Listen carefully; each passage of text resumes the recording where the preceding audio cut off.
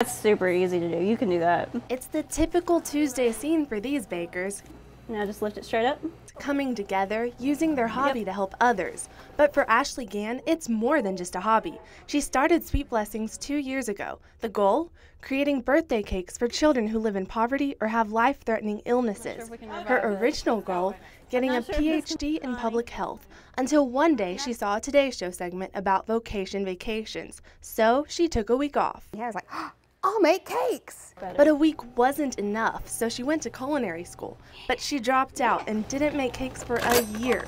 Until her daughter's birthday cake. That's when her passion came back and her master's in public health didn't matter as much. Finally decided to leave my job, go work in a cake shop for 6 months over wedding season. During that time is when I really felt God telling me I need to spend more time making a difference and less time making a living. So she did. You might be surprised to know that most of the volunteers have never decorated a cake until they walked in the doors here at Maxwell Street Presbyterian Church. They learn in the kitchen behind me. Gann says teaching volunteers isn't hard. The hardest thing is working with volunteers on their perfectionism. But I try to tell them our cakes, they don't have to be perfect, they just have to be special. Whatever you want to do, it's your guys' cake.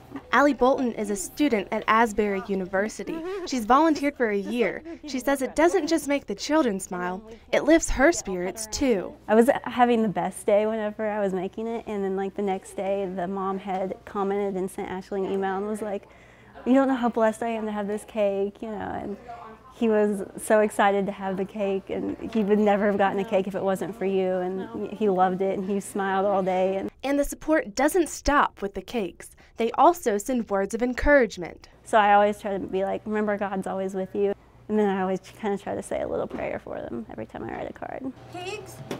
You want pigs? Kristen Martin, UK Student News Network.